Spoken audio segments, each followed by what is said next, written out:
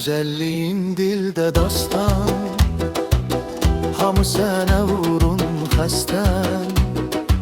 Hər tərəfin gül gülistan, edə qızım sən şəkər qız.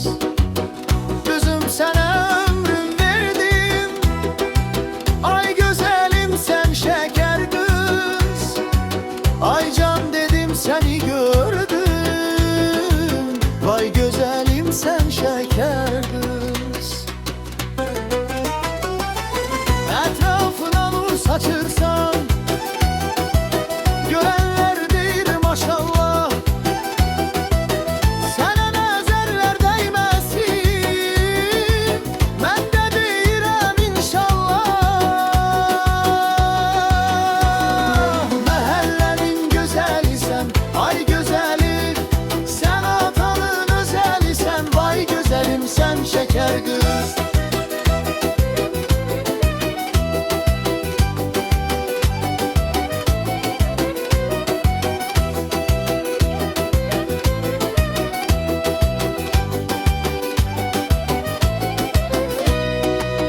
Toyda halay oynayırlar, bal şeker kıza el çalın.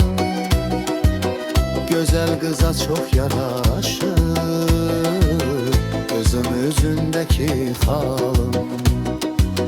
Halay başı nevzat çeker, gel güzelim sen şeker kız. Sen atanın gül canı, vay güzelim sen şeker kız. Etrafına nur saçırsan, görenler deyir maşallah. Sənə nəzərlər dəyməsin, mən də deyirəm inşallah. Məhəllənin gözəlisən, ay gözəlim, sən atanın özəlisən, vay gözəlim sən şəkər qız.